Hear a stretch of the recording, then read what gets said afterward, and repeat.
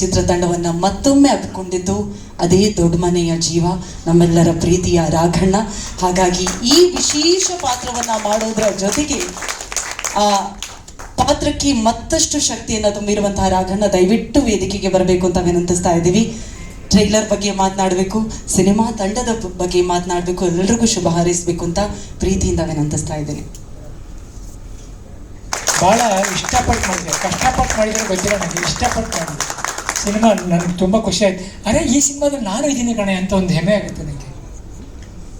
ಆ ಅಪ್ಪು ತೂಕ ನಾವು ತೂಕಾಗುತ್ತೋ ಗೊತ್ತಿಲ್ಲ ನನಗೆ. ಬಟ್ ಈ ಪಿಕ್ಚರ್ ನನಗೇನು ಇಷ್ಟ ಆಯಿತು ಅಂತ ಯಾತಕ್ಕೆ ಒಪ್ಕೊಂಡೆ ಅಂದರೆ, ಒಂದು ಒಳ್ಳೆ ಸಮಸ್ಯೆ ಇದೆ, ಒಂದು ಒಳ್ಳೆ ಪ್ರಶ್ನೆ ಇದೆ ಎಲ್ರಿಗೂ. ಶಿಕ್ಷಣ ಅನ್ನೋದು ಅನಿವಾರ್ಯತೆನ ಇದು ಅವಶ್ಯಕತೆನ? ನಿಮ್ಮೊಳಗೆ ನೀವೇ ಪ್ರಶ್ನೆ ಹಾಕೊಳ್ಳಿ. ಎಜುಕೇಷನ್ ಅದು ಅನಿವಾರ್ಯನ ಇದು ಅವಶ್ಯಕತೆನ ಅಂತ ನಮಗೆ ಗೊತ್ತಿಲ್ಲ. ಇನ್ನೂ ಅನಿವಾರ್ಯ ಅಂತ ಓದ್ತಾ ಇದೀವಿ, ಅವಶ್ಯಕತೆ ಓದ್ತಿದ್ದೀವೋ ಗೊತ್ತಿಲ್ಲ. ಆ ಒಂದು ಮೂಲದಲ್ಲಿ ಒಂದು ಈ ಚಿತ್ರದ ಒಂದು ಕಥೆನ ಎಣೆದು ಸಿನಿಮಾ ಮಾಡಿದ್ದಾರೆ. ನನಗೆ ಕೆಲವು ಡೈಲಾಗ್ಗಳು ಕೊಟ್ಟಿದ್ದಾರೆ ಸಿನಿಮಾ, ಅದನ್ನು ಮಾತಾಡೋಷ್ಟು ತೂಕ ನನಗೆ ಇತ್ತೋ ಗೊತ್ತಿಲ್ಲ. ಬಟ್ ನಾನಂತೂ ತುಂಬ ಕಲ್ತ್ಕೊಂಡೆ ಮಾತಾಡಿ ಅದನ್ನ. ಓ ದೇವ್ರು, ಇದಕ್ಕೆ ನನಗೆ ಮತ್ತೆ ಆ್ಯಕ್ಟ್ ಮಾಡೋಕ್ಕೆ ಇನ್ನೊಂದು ಅವಕಾಶ ಕೊಟ್ಟಿದ್ದಾರೆ ಅಂತ ಅನ್ನಿಸ್ತು ನನಗೆ. ಮಾತಾಡ್ತಾ ಮಾತಾಡ್ತಾ ನನ್ನನ್ನು ನಾನೇ ಸುಧಾರಿಸ್ಕೊಂಡೆ ನಾನು. ಅಂದರೆ ನನ್ನನ್ನು ನಾನೇ ಸರಿ ಮಾಡಿಕೊಂಡೆ. ಹಿಂಗಿರ್ಬೇಕು ಇನ್ಮೇಲೆ, ನಾನು ಈ ಥರ ಪಾತ್ರಗಳು ಮಾಡಬೇಕು. ತುಂಬ ಖುಷಿ ಆಯ್ತು ನನಗೆ. ಕೆಲಸ ಕೊಟ್ಟಿದ್ದಾರೆ, ಅನ್ನ ಹಾಕಿದ್ದಾರೆ, ನನಗೆ ತುಂಬ ಖುಷಿ ಆಯಿತು. ಸಾಂಗ್ ನೋಡಿದ್ಮೇಲಂತೂ ನನಗೆ ರಂಗಾಯಣ ರಘು ನೋಡಿ ತುಂಬ ಖುಷಿ ಆಯಿತು. ನಾವು ಯಾವಾಗಲೂ ಕಾಮಿಡಿಗೋಸ್ಕರ ಹೋಗ್ತಿದ್ವಿ. ಆ ಮನುಷ್ಯನಿಗೆ ಇನ್ನೊಂದು ಮುಖ ಇದೆ ಅಂತ ಯಾರಿಗೂ ಗೊತ್ತಿಲ್ಲ ರೀ. ಎಂಥ ಪಾರ್ಟ್ ಮಾಡಿ, ಏನು ಕಣ್ಣನ್ನೇ ಅವ್ರ ಹಾಡು ನೋಡಿ. ಈ ಹಾಡು ನೋಡಿ ನಾನು ಹೇಳಿದೆ ಮೊದಲು, ಈ ಹಾಡನ್ನ ಎಲ್ಲ ಕಡೆ ಬಿಡಿ, ನೀವು ತುಂಬ ಫೇಮಸ್ ಆಗುತ್ತೆ. ಚೆನ್ನಾಗಿ ಹಾಡಿದ್ದಾರೆ, ಚೆನ್ನಾಗಿ ಮಾಡಿದ್ದಾರೆ. ತೂಕ ಅದೇ ನಾನು ಮಾಡಿ ತೂಕ ಅಲ್ಲ, ಹಿಂಗೆ ರಂಗಾಯಣ ಇಂಥವ್ರು ಮಾಡೋದು ತೂಕ. ಪಾತ್ರ ಯಾವಾಗಲೂ ನಿಲ್ಲುತ್ತೆ, ಮನಸ್ಸಲ್ಲಿ ನಿಂತ್ಬಿಡುತ್ತೆ ಅದು. ನಿಜವಾದ ರಂಗ ಸಮುದ್ರ ನನ್ನ ಟೈಟ್ಲಿಗೋಸ್ಕರ ಒಪ್ಕೊಂಡೆ ನಾನು. ಮೊದಲನೇದಾಗಿ ನನಗೆ ಡೈರೆಕ್ಟ್ರ್ ಫೋನ್ ಮಾಡಿ ರಾಜ್ಕುಮಾರ್ ಮಾತಾಡಿದ್ರು. ನನಗೆಲ್ಲೋ ಒಂಥರ ಹಬ್ಬ, ಆ ಹೆಸರು ಅಂತ ನನಗೆ ಒಂಥರ ಆಗ್ಬಿಡ್ತು. ಹೆಂಗಿದೆ ನೋಡಿ, ನನಗೆ ಸ್ಟ್ರೋಕ್ ಎಲ್ಲ ಆದಮೇಲೆ ಮೊದಲನೇ ಪಿಕ್ಚರ್ ಬಂದು ಅಮ್ಮನ ಮನೆ ಬಂತು. ಅವಾಗ ಪಿಕ್ಚರ್ ಹೆಸರು ನನಗೆ ಅಮ್ಮನ ಮನೆ. ನಮ್ಮ ಅಮ್ಮನೇ ಕಳ್ಸ್ಕೊಟ್ರೆ, ನಮ್ಮ ಅಮ್ಮ ತೀರೋಗಿ ಸ್ವಲ್ಪ ದಿನ ಆಗಿತ್ತು. ಇದು ರಾಜ್ಕುಮಾರ್ ಅವ್ರು ಮಾಡ್ತಿದ್ದಾರೆ ಡೈರೆಕ್ಟರ್ ಅಂತ ಖುಷಿ ಆಯ್ತು. ಆಮೇಲೆ ಪುನೀತ್ ರಾಜ್ಕುಮಾರ್ ಅವ್ರು ಮಾಡಬೇಕಾಗಿತ್ತು, ಅವ್ರು ಕೇಳಿದಾರೆ ಅಂತ ಇನ್ನೂ ಖುಷಿ ಆಯ್ತು ನನಗೆ. ಆಮೇಲೆ ಅವ್ನ ಫೋಟೋ ಹಿಡ್ಕೊಂಡು ಅಂದರೆ ಅವನು ಇದ್ದಾನೆ, ಈ ಟೈಮಲ್ಲಿ ಇದ್ದಂಥ ಸಮಯದಲ್ಲಿ ಮಾಡಿದ್ದೀವಿ ಅಂತಲೇ ಈ ಸಿನಿಮಾ.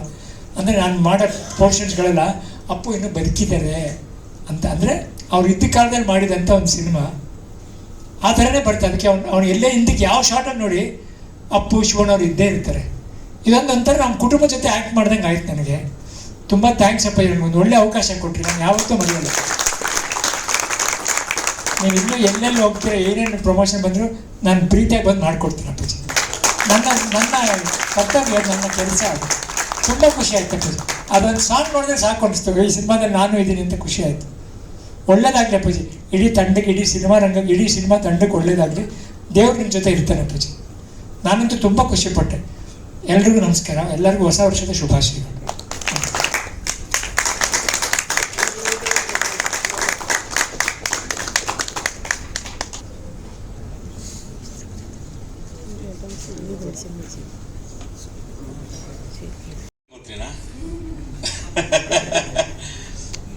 ಬಾಣ ಸರ್, ನಿಜವೂ ಬಾಣ ಚೆನ್ನಾಗಿದೆ ಟೈಟ್ಲು. ಎಲ್ರಿಗೂ ನಮಸ್ಕಾರ. ಇದು ಸುಬ್ಬಣ್ಣ ಇಲ್ಲೇ ಇದ್ದಾರೆ. ಸುಬ್ಬಣ್ಣ ಸ್ಟುಡಿಯೋದಲ್ಲಿ ಯಾರೋ ಇಂಜಿನಿಯರ್ ಇದ್ದಾರೆ. ಅವರು ನನಗೆ ಇದೆಲ್ಲ ಮಾಡಿ ತಗ್ಲಾಕಿದ್ದು ಈ ರಾಜ್ಕುಮಾರ್ ಅಸ್ಕಿನ. ಅವ್ರ ಕಥೆಗಳು ಕೆಲವೆಲ್ಲ ಬಿಟ್ಟಿದ್ದಾರೆ. ಅವರು ಇದು ಕತೆ ಚೆನ್ನಾಗಿದೆ ಕಣೋ, ನಾನು ಯಾರು ರಂಗಾಯಣ ಅವ್ರಿಗೂ ಅವ್ರ ಕತೆ ವೀಕ್ನೆಸ್ಸು, ಕತೆ ಹೇಳೋರು ಒಪ್ಕೋತಾರೆ ಹೋಗು ಅಂತ. ನನಗೆ ಹಂಗೆ ಬಂದು ಕತೆ ಹೇಳಿದ್ರು ನಾನು ಒಪ್ಕೊಂಡೆ. ನಾನು ಅಪ್ಪನ ಹತ್ರ ಇರೋದೇ ಡೇಟ್ಗಳಪ್ಪ, ಅದು ಬಿಟ್ಟು ನಾನು ಏನಿಲ್ಲ ಕೊಡೋಕ್ಕೆ, ಡೇಟ್ ಕೊಡ್ತೀನಿ ಅಂತ ಹೇಳಿದೆ. ಮಿಕ್ಕಿದ್ದೆಲ್ಲ ಅವರೇ ಊಹಿಸ್ಕೊಂಡು ಇಲ್ಲಿವರೆಗೆ ತಂದು ಕೂತ್ಬಿಟ್ರು ನನಗೆ. ಆಮೇಲೆ ನನಗೆ ಗೊತ್ತಿಲ್ಲ ಅದು ಎಂಥದಪ್ಪ, ನಮ್ಮ KR ನಗರದಲ್ಲಿ ಆಯಿತು. ಆ ಲೊಕೇಶನ್ ಗೊತ್ತ ತಕ್ಷಣ ನನಗೆ ಭಾಳ ಸಂತೋಷ ಆಯಿತು. ನನಗೇನು ಕತೆ ಹೇಳಿದ್ರಲ್ಲ ಅದನ್ನು ಫಸ್ಟು ಅಲ್ಲಿ ನನಗೆ ಅದು ಗೋಚರವಾಯಿತು. ಅದಾದಮೇಲೆ ನನಗೆ ಇದು ಮಾಡ್ತಾ ಇದು ಅಂಶ ಏನು ಅಂತಂದರೆ, ವಿದ್ಯೆ ಬರೀ ಸ್ಕೂಲ್ಗೆ ಕಲ್ತ್ಕೊಳ್ಳೋದು ಒಂದೇ ಅಲ್ಲ. ಈ ಜನಪದರು ಗೊತ್ತಿಲ್ಲ ಅವ್ರಿಗೆ ಯಾವ ಕಾಲದಿಂದ ವಚನ ಹೆಂಗೆ ನಮಗೆ ಬಂತು ಬಾಯಿಂದ ಬಾಯಿಗೆ, ಈ ಜನಪದರು ಅದ್ರ ಸಮವಾಗೆ ಬಂದ್ಬಿಟ್ಟಿದ್ದಾರೆ. ಅಂದರೆ ಅದು ಯಾರಿಗೋ ಒಬ್ರಿಗೆ ಅದನ್ನು ತಾನು ಕಲ್ತಿರೋದನ್ನು ಯಾವುದೇ ಥರದ ಸ್ವಾರ್ಥ ಇಲ್ಲದೆ ಇನ್ನೊಬ್ರಿಗೆ ಕಲಿಸ್ಕೊಡ್ಬೇಕು ಅನ್ನೋದು ಧಾವಂತ. ಅಯ್ಯೋ ಹೋಗ್ಬಿಡುತ್ತಲ್ಲ ಇದು, ನಾನು ಯಾರಿಗನ್ನ ಕಲಿಸ್ಕೊಡ್ಬೇಕು ಅಂತ ಆ ಥರದೊಂದು ಪಾತ್ರ ನನಗೆ ಹೇಳಿದ. ನಾನು ಭಾಳ ಖುಷಿ ಆಯ್ತು, ಚೆನ್ನಾಗಿದೆ. ಮಾಡೋಣ. ಅದೊಂದು ನಾವೊಂದು ವಿದ್ಯೆ ಅಂತಂದರೆ ಬರೀ ಈ ಸ್ಕೂಲ್ಗೆ ಹೋಗ್ಬಿಟ್ಟು ಯಾವ್ಯಾವುದೋ ಭಾಷೆ ಕಲ್ತ್ಕೊಂಡು ಅದನ್ನೇ ಮಾಡೋದಲ್ಲ. ಎಲ್ಲವೂ ವಿದ್ಯೆನೇ, ಪ್ರತಿದಿನವೂ ವಿದ್ಯೆ ಆಗುತ್ತೆ ಕಲಿಯೋದಾಗಿದ್ದರೆ, ನಮ್ಗೆ ಆ ಮನಸ್ಥಿತಿ ಇದ್ದರೆ. ಆ ಥರದ್ದೊಂದು ಪಾತ್ರ ಇವ್ರು ಮಾಡಿದಾಗ ನನ್ನ ಪಾಪ ನನ್ನ ಮೊಮ್ಮಗ ಇಲ್ಲಿಲ್ಲ ಇದ್ನಪ್ಪ, ಇಲ್ಲ ಗೊತ್ತು ಅವನ ನಿಂತ್ಕೊಳ್ಳಿ ಹೇಳ್ತೀನಿ ನೋಡ್ರಿ, ಆ ಶೂಟಿಂಗ್ ನನ್ನ ಮೊಮ್ಮಗ, ಇವಾಗ ನನ್ನ ತಮ್ಮ ಆಗವನೆ, ತಿರ್ಕೋ ಆ ಕಡೆಗೆ ನೋಡ್ರಿ ಹೇಳ್ತೀನಿ, ನೋಡಿ ಹೊಂಟಾಯ್ತು ಅಲ್ಲೇನೋ ಇದ್ನಪ್ಪ, ಅಲ್ಲೆಲ್ಲ ಇದ್ನ ಅಲ್ಲಿದೆ ನೋಡಿ ಮಧ್ಯದಲ್ಲಿದ್ದಾನಲ್ಲ, ತಾತ ಅಂತಿದ್ದ. ಇವಾಗ ನೀ ತಾತ ಅಂದ್ರೆ ಬಾರಿಸ್ಬಿಡ್ತೀನಿ ಹಂಗೆ ಅಷ್ಟೇ. ಇವಾಗ ತಮ್ಮನ ಥರ ಆಗವನು. ಇವಾಗ ಟೈಮ್ ಲೆಕ್ಕ ಹಾಕೊಳ್ಳಿ, 2000 ಕರೋನಾ ಇದನ್ನೇ ಮುಂದೆ ಆಗಿತ್ತೇನಲ್ಲ. ಹಾಂ, ಅಯ್ಯೋ ಕರೆಕ್ಟು ಅದ್ರದ್ದು ಕತೆ 19 ಹೌದು. ನನಗೆ ಪಾಪ ನಮಗೆ ರಾಜ್ಕುಮಾರ್ ಸ್ಕೀನು ಹೊಸಬ್ರೆ, ನಮ್ಮ ಹೊಯ್ಸಳವರು ಹೊಸಬ್ರೆ, ರಂಗ ಓಕೆ, ನಾವೆಲ್ಲ ರಂಗದವ್ರೆ. ಇದಕ್ಕೆ ಈ ಸಮುದ್ರ ಸೇರಿಸ್ಬೇಕು ಅಂತ ಯೋಚನೆ ಬಂತಲ್ಲ ಇವ್ರಿಗೆ, ಪುನೀತ್ ಸಾರ್ದು. ಅದನ್ನ ಈ ಸಮುದ್ರ ಹೆಂಗೆ ಸೇರ್ಸೋದು? ನಾವೀಗ ಆ ವಿಚಾರಕ್ಕೆ ನೋಡಿ ನಾವು ಬೇಕಾದ್ರೆ ಒಂದು ಸಣ್ಣದಾಗಿ ಹೇಳ್ಬೋದು ಅಂತಂದ್ರೆ, ಅಪ್ಪು ಸರ್ ಒಂದು ಸಲ ಫೋನ್ ಮಾಡಿದ್ರು. ಅವಾಗ ಜೇಮ್ಸ್ ಶೂಟಿಂಗಲ್ಲಿದ್ದೆ. ಅದು ಮೋಸ್ಟ್ಲಿ ನನಗೆ 27-26 ಇರಬೇಕು. ಅದೋ ಊರಿಗೆ ಹೋಗ್ತಿದ್ದೆ. 26, ಹಾಂ ಹೌದು 26, ಶಿವಮೊಗ್ಗಲ್ಲಿ ಹೋಗ್ತಿದ್ದೆ. ಫೋನ್ ಮಾಡಿದ್ರು. ಅಷ್ಟೊತ್ತಿಗೆ ಭರತ್ ಸರ್ಗೆ ನಿಜವಲ್ಲೂ ಅವ್ರಿಗೆ ಥ್ಯಾಂಕ್ಸ್ ಹೇಳ್ಬೇಕು. ಅವ್ರಿಗೆ ಒಪ್ಪಿಸಿ ಎಲ್ಲ ಹೇಳಿ, ಇದು ಈ ಥರದ್ದೊಂದು ಇದೆ, ಅದು ನೀವೇ ಮಾಡಿ ಚೆನ್ನಾಗಿರುತ್ತೆ ಅಂತ. ಅಪ್ಪು ಸರಿ ಸಿನಿಮಾ ನೋಡಿದ್ದಾರೆ, ಅವ್ರ ಆಶೀರ್ವಾದ ನಿಜವಾಗ್ಲೂ. ಫಸ್ಟ್ ನನಗೆ ಅದೇ ನೋಡಿದ್ದಾರೆ ನೋಡಿ ನನಗೆ ಸರ್ ನನಗೆ ಒಂದು ಸಣ್ಣ ಕನ್ಫ್ಯೂಷನ್ ಆಯ್ತು. ಮಕ್ಕಳ ಸಿನಿಮಾನೋ ದೊಡ್ಡವ್ರ ಸಿನಿಮಾನೋ ಎಲ್ಲ ಮಿಕ್ಸ್ ಚೆನ್ನಾಗಿದೆ ಸರ್ ಇದು ಅಂತಂದರೆ. ಆಮೇಲೆ ನನಗೆ ನಂದು ಏನು ಹೇಳಿ ಅಂತಂದರು, ಒಂದು ಶಿಕ್ಷಣದ್ದು ಎಲ್ಲರ ಮಕ್ಕಳೆಲ್ಲ ಕಲಿಬೇಕು, ಅದನ್ನು ಬಿಡಬೇಡಿ. ಜಗತ್ತಿನಲ್ಲಿ ಏನು ಬೇಕಾದ್ರೆ ಕಲಿಬೋದು, ಆಸ್ತಿ ಕಲಿಬೋದು, ಅಂತಸ್ತು ಕಲ್ತ್ಕೊಡ್ಬೋದು, ಬಟ್ಟೆ ಕಲಿಬೋದು, ವಜ್ರ ಇದು ಎಲ್ಲ ವಿದ್ಯೆ ಮಾತ್ರ ಯಾರೂ ಕಲಿಯೋಕ್ಕಾಗಲ್ಲ. ಅದು ನಿಮ್ಮೊಂದಿಗೆ ಸದಾ ಇರಲಿ ಅನ್ನೋ ಒಂದು ಇದೆ ಸರ್. ಮಕ್ಕಳಿಗೊಂದು ಅವ್ನು ಯಾವುದೋ ಒಂದು ಹೊಂದಿರ್ತಾನೆ, ನೀನು ಕಾರ್ ಕೊಡ್ತೀನಿ, ಹೀಗೆ ನಿನ್ನ ಕಾರ್ ಕೊಡಬೇಕು ಅಂತಂದರೆ ನೀನು ಫಸ್ಟ್ ರ್ಯಾಂಕ್ ಬರಬೇಕು, ಅಥವಾ ಇಲ್ಲ ನೀನು ಫಸ್ಟ್ ಬರಬೇಕು ಸ್ಕೂಲ್ಗೆ ಅಂತಂದ್ರೆ ನಾನು ಕಾರ್ ಕೊಡ್ತೀನಿ ಅಂತ ಹೇಳಿ ಅವನಿಗೆ ಮೋಟಿವೇಟ್ ಮಾಡಿ ಕಳಿಸಿರ್ತಾರೆ. ಇವೊಂದು ಉದ್ದೇಶ ಬೇರೆ ಆಗಿರುತ್ತೆ, ನಮ್ಮ ತಾತನ ಕಾಂಡ್ರಲ್ಲಿ ಕಾರಲ್ಲಿ ಕುಣಿಸ್ಕೊಂಡು ಹೋಗ್ಬೇಕು ಅಂತ. ಅದು ಬೇರೆ ಥರ ಆಗುತ್ತೆ. ಕುಣಿಸ್ಕೊಂಡು ಹೋಗ್ತಾನೆ, ಅದು ನಾನು ಇಲ್ಲಿ ಹೇಳಲ್ಲ ಹೆಂಗೆ ಕುಣಿಸ್ಕೊಂಡು ಹೋಗ್ತಾನೆ ಅಂತ. ಕಾರಲ್ಲಿ ಕುಣಿಸ್ಕೊಂಡು ಹೋಗ್ತಾನೆ, ನನಗೆ ಮೆರವಣಿಗೆ ಮಾಡಿಸ್ತಾನೆ, ನನಗೆ ತುಂಬ ಚೆನ್ನಾಗಿ ಮೆರವಣಿಗೆ ಮಾಡಿಸ್ತಾನೆ. ಅದನ್ನು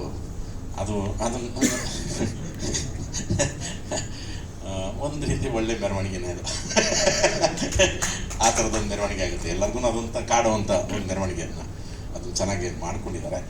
ಅಪ್ಪು ಸರ್ ಅವಾಗ ಕೇಳಿದಾಗ ಹೌದು ಸರಿ ಆಯ್ತು, ನನಗೆ ಭರತ್ ಅವರು ನನಗೆ ಕಳಿಸ್ಕೊಟ್ರು ಅಂತ ಹೇಳಿದ್ರು. ಭರತ್ ಸರ್ ಥ್ಯಾಂಕ್ ಯು ತುಂಬ ಥ್ಯಾಂಕ್ ಯು. ಯಾಕೆಂದರೆ ಅವರು ತುಂಬ ಇಷ್ಟಪಟ್ಟು ಆಯ್ತು ನಾನು ಅದನ್ನು ಮಾಡ್ತೀನಿ ಅಂದ್ಬಿಟ್ಟು 5ನೇ ತಾರೀಕು ಡೇಟ್ ಕೊಡ್ತಾನೆ ನೋಡಿ. 26ಕ್ಕೆ ಮಾತಾಡಿ 29ಕ್ಕೆ ಹಂಗಾಗುತ್ತೆ. ನಾನು ಸರ್ 5ನೇ ತಾರೀಕು 4ನೇ ತಾರೀಕು ಮಾಡ್ತೀನಿ ಅಂತಿದ್ದೆ. ಮಾಡಿ ಸರ್ ನಾನು ಬರ್ತೀನಿ ಅವತ್ತು ಅಂತಂದು ಅಂದ್ಕೊಂಡ್ವಿ. ಕೊನೆಗೂ ಆ ಸಮುದ್ರ ನಮ್ಮ ಜೊತೆ ಸೇರಲಿಲ್ಲ. ಇನ್ನೊಂದು ಅದೇ ಅವ್ರ ಮನೆಯೇ ಒಂಥರ ಸಮುದ್ರ ಅಲ್ವಾ, ಇನ್ನೊಂದು ಸಮುದ್ರ. ರಾಘಣ್ಣ ಅವರು ಪಾತ್ರ ಮತ್ತೆ ಚೇಂಜ್ ಮಾಡಿಕೊಂಡ್ರು. ಯಾಕಂದರೆ ರಾಘಣ್ಣ ಅವ್ರಿಗೆ ಮತ್ತೆ ಬೇರೆ ಥರ ಏನೋ ಮಾಡಬೇಕು ಅಂತ ಚೇಂಜ್ ಮಾಡ್ಕೊಂಡು ಹೇಳಿದ್ರು. ಇನ್ನೊಂದು ಸಮುದ್ರ ಸೇರಿಕೊಂಡು ಅಥವಾ ಶಿವಣ್ಣ ಮಾಡಬೇಕು ಅಂತಿದ್ರು.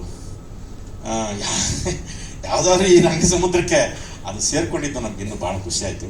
ಸರ್ ನಿಜವಾಗ್ಲೂ ಒಳ್ಳೆ ಪ್ರಯತ್ನ ಮಾಡಿದ್ರಿ. ನನಗೆ ದೇವರ ಹೇಳ್ತೀನಿ ಕೇಳಿ, ಅವ್ರ ಕಥೆಗಳ ಮೇಲೆ ಎನ್ನಿಂತೋಗುತ್ತೋ ಅಂತಿತ್ತು. ನಾನು ಅವತ್ತೇ ಹೇಳಿದೆ, ಪಾಪ ಅವ್ರು ಏನೋ ಬಜೆಟ್ಗೆ ಬಂದು ಮಾಡ್ತೀವಿ ಅಂತಂದ್ರು. ಇದಾಗಲ್ಲ, ಜನಪದ ಅನ್ಕೊಂತ ಕೂತಿದ್ದೀರಾ, ಅದು ಅಷ್ಟು ಸುಮ್ಮನೆ. ನೀವು ಮೊದಲೇ ಸರ್ಕಾರದ ಜಾಸ್ತಿ ಕೆಲಸ ಮಾಡಿದ್ದೀರಾ, ದಸರಾಕ್ಕೆ ಬಂದು ಕಲಾವಿದ್ರಲ್ಲ. ಹಂಗಾಗಲ್ಲ ಅಂತ ನಾನು ಹೇಳಿದೆ. ಈ ದಸರಾಕ್ಕೆ ಬರ್ತಾರಲ್ಲ ಈ ಜನಪದ ಕಲಾವಿದ್ರದ್ದು ಆದ್ರದೇ ಹೋಗ್ರಿ ಬತ್ತಿ ಹೋಗ್ರಿ ಅಂತಂದ್ರೆ ಅವ್ರು ಟಿಟಿಲಿ ಹತ್ಕೊಂಡು ಬಂದು ಹೋಗಿರ್ತಾರೆ. ಹಂಗಾಗಲ್ಲ ಅಂತಂದ್ರು. ಅವರು ಇವರು ಮಾಡಿಕೊಂಡು 5 ಲಕ್ಷ ಜನ ಇರೋ ಜಾಗಕ್ಕೆ ಅದು ಎಂತ ಒಂದು ಜತ್ತಲ್ಲ ಹುಲಿಜತ್ತು ಊರೇ ಚೆನ್ನಾಗಿದೆ. ಮಹಾರಾಷ್ಟ್ರ ಅದು ಸಂಪೂರ್ಣ ಕನ್ನಡಿಗರು ಇರೋಂಥ ಜಾಗ, ಕನ್ನಡಿಗರು ದೇವಸ್ಥಾನ. ಭುಜಾರಪ್ಪನವರು ಅವರು ಇವರು ಎಲ್ಲ ಅಲ್ಲಿಯೂ. ನನಗೆ ಫಸ್ಟ್ ಈ ನೋವು ಮಾಸ್ಟರ್ ಮೇಲೆ ಸಿಟ್ಟು ಬಂದ್ಬಿಟ್ಟು ನನಗೆ,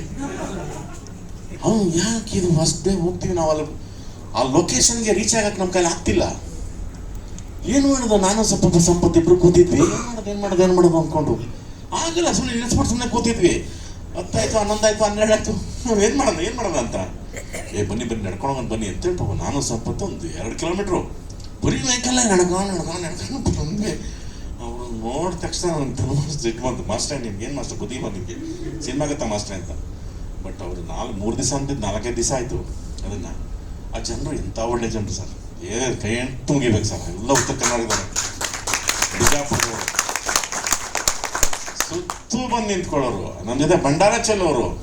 ಒಂದ್ಸಲ ಕೆಟ್ಟದ ಒಂದ್ಸಲ ಅಂದರೆ ಅದೊಂಥರ ನಮಗೆ ಜೋಶ್ ಬರಂಗೆ ಬಂದಿದ್ರೆ ಸರಿ ಎಲ್ಲ ಸರಿ ನಮ್ಗೆ ಕೂಗ್ಬಿಡೋದು. ಅದೆಲ್ಲ ಆಗಿ ನಿಜವಾಗ್ಲೂ ಅವ್ರಿಗೆಲ್ಲರಿಗೂ ಆ ಬಿಜಾಪುರ ಜತ್ನವ್ರಿಗೆ ಎಲ್ಲರಿಗೂ ಕೈ ಮುಗಿಬೇಕು ನಿಜವಾಗ್ಲೂ. ಮಾಸ್ಟರ್ ನೀವು ರಿಯಲಿ ಗ್ರೇಟು. ಅವರು ಎಲ್ಲ ಸೇರಿ ಒಂದು 34 ಜನ ಇದ್ದರು. ಹಂಗಾಗಿ ಆ ಸಾಂಗ್ನ ಮುಗಿಸ್ಕೊಂಡು ಬಂದ್ವಿ. ಇವೆಲ್ಲ ನೋಡಿದ್ರಿ, ಇಷ್ಟಪಟ್ಟಿದ್ದೀರಿ ಅಂದ್ಕೋತೀವಿ. ಕಷ್ಟಪಟ್ಟರು ರಾಜ್ಕುಮಾರ್ ಅವರೇ. ಮೊದಲನೇ ಸಿನಿಮಾ ಹೊಯ್ಸಳ ಸರ್, ನಿಮ್ಮ ಹೆಸರೇ ಹೊಯ್ಸಳ. ಹೊಡೆದ್ಬಿಡಿ, 100 ಪಿಕ್ಚರ್ ಮಾಡಿ ಒಳ್ಳೇದಾಗಲಿ. ಇನ್ನು ಒಂಥರ ಇಡೀ ಕರ್ನಾಟಕವೇ ಸೇರಿದೆ. ಮಂಗಳೂರು, ಗದಗ, ಬಿಜಾಪುರ, ಶಿವಮೊಗ್ಗ ಎಲ್ಲ ಸೇರಿದೆ. ನಾನು ಮಂಗಳೂರಿಂದ ನೋಡಿ, ಯಾವುದೋ ಮಂಗಳೂರು ಅಂತ ಮಂಗಳೂರೇ ಬಂತೆ. ರಾಮರ ವರಾಹ ರೂಪ ಅಂದ್ಬಿಟ್ಟು ನಮಗೇನು ವರ್ಷದ ಕೊನೆಯಲ್ಲಿ ಒಂದು ಒಳ್ಳೆ ಸೂಚನೆ ಕೊಟ್ಟಿದ್ದಾರೆ ಪ್ರೇಕ್ಷಕರು, ಅಭಿಮಾನಿ ದೇವರುಗಳು ಥಿಯೇಟ್ರಿಗೆ ಬಂದಿದ್ದಾರೆ. ಹಾಗೆ ಮುಂದೆ OTT ಅವರು ಮತ್ತೆ ಇಂಥದ್ದಪ್ಪ ಇನ್ನೊಂದು ಡಿಸ್ಕೌಂಟ್ ಕೈ ಎತ್ಬಿಟ್ಟವ್ರೆ ಕನ್ನಡ ಸಿನಿಮಾಗಳಿಗೆ. ಅದ್ಯಾಕೆ ಮುಂಚ್ಕೊಂಡು ಕೂತಾರಪ್ಪ, ಇನ್ನೂ ಅರ್ಥ ಆಯ್ತಿಲ್ಲ. OTTಲಿ ಎಲ್ಲ ನೋಡ್ರೆ ಒಳ್ಳೆ ಸಿನಿಮಾ ಬರ್ತಾವೆ, ಕ್ಯಾಟ್ ಸಿನಿಮಾ ಬರ್ತಾವೆ, ಬೇಜಾನ್ ಬರ್ತಾವಪ್ಪ ಅವನು. ಇದು ಯಾಕೆ ಕನ್ನಡಕ್ಕೆ ಮಾತ್ರ ಮಾರ್ಕ್ ಹಾಕೊಂಡು ಕೂತಾರೋ ಗೊತ್ತಿಲ್ಲ. ಕೊನೆಗೂ ನಾವೆಲ್ಲನೂ ಹಳೆ ಕಾಲದವ್ರ ಥರ ಪ್ರೇಕ್ಷಕರ ಮುಂದೆನೇ ಬಂದಿದ್ದೀವಿ. ಪ್ರೇಕ್ಷಕರೇ ಥಿಯೇಟ್ರಿಗೆ ಬರಬೇಕು, ನೀವೇ ನೋಡಬೇಕು. ಅಣ್ಣ ನೀವು ಹಿಂದಿರೋ ಯೂಟ್ಯೂಬ್ನವರು ಅವನಪ್ಪ ನೀವೇನೋ ಮಾಡ್ರಪ್ಪ, ಸುಮ್ಮನೆ ಮಾಡ್ಕೊಂಡೋಗಿ ಸುಮ್ಮನೆ ಯಾಕೆ ಬಂದು ಸುಮ್ಮನೆ ನೀವೇ ನೋಡ್ಕೊಂಡು ಸುಮ್ಮನೆ ಆಗ್ಬೇಡಿ. ಯೂಟ್ಯೂಬ್ನವ್ರು ಏನೋ ಮಾಡ್ರಪ್ಪ ನೀವು ಮಾಡಿ. ತುಂಬ ಕನ್ನಡವಾಗಿ ನಾನು ಯೂಟ್ಯೂಬ್ ಅಂತಿದ್ದೀನಿ. ಹೇಳಲ್ಲ ನಾನು, ಹೂನೇ ಹೇಳೋದು, ಹೂವಾಗ್ರಿ ಅಂತ.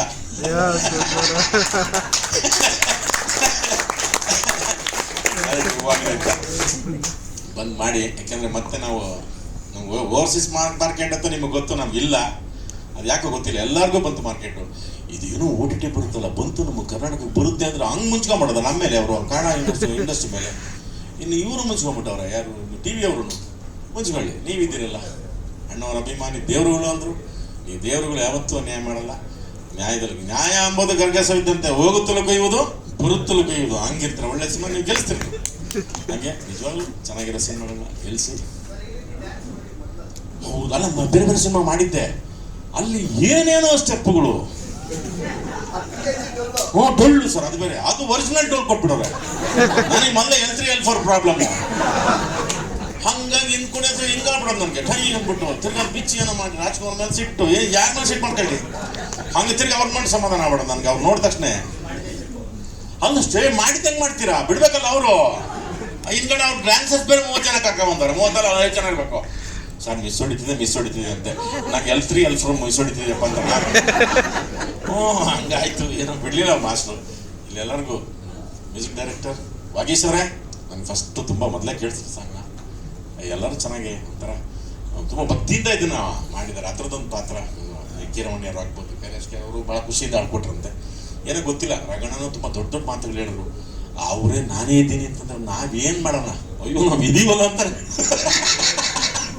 ಅವರೇ ದೊಡ್ಡವರು. ಅವ್ರನ್ನ ಎಷ್ಟು ಹೀರೋಗಳು, ಎಷ್ಟು ಸಿನಿಮಾಗಳು, 100 ಸಿನಿಮಾ ಮಾಡಿ. ರಾಜ್ಕುಮಾರ್ ಅವ್ರು ನಿಮಗೆ ಗೊತ್ತು, ಇತಿಹಾಸವನ್ನ, ಭಕ್ತಿ ಪಂಥವನ್ನ ರಾಜ್ಕುಮಾರ್ ಅವರು ಕನ್ನಡಕ್ಕೆ ತರದೆ ಇದ್ದಿದ್ರೆ ಜನಕ್ಕೆ ಯಾವುದು ಗೊತ್ತಾಗ್ತದೆ. ಇತಿಹಾಸ ಆಗ್ಬೋದು, ಜನಪದ ಆಗ್ಬೋದು, ಸಾಮಾಜಿಕ ಆಗ್ಬೋದು, ಸಾಂಸ್ಕೃತಿಕ ಜೀವನ, ಶೈಕ್ಷಣಿಕ ಜೀವನ ಯಾವುದು ಗೊತ್ತಾಗ್ತಿರ್ಲಿಲ್ಲ ಅಂತ ಮನೆತನ ಅವರು ನಾನು ಇಲ್ಲಿ ಸಿನಿಮಾದಲ್ಲಿ ಇದ್ದೀನಿ ಅಂದರೆ ನಾವು ನಿಜವಾಗ್ಲೂ ಏನು ಮಾತು, ತುಂಬ ದೊಡ್ಡ ಮಾತು. ನಿಮ್ಮೆಲ್ಲರ ಪ್ರೋತ್ಸಾಹ, ಸಹಕಾರ, ಸಹಾನುಭೂತಿ ಕೊಡಿ. ಯೂಟ್ಯೂಬ್ ಮರಿಬೇಡಿ.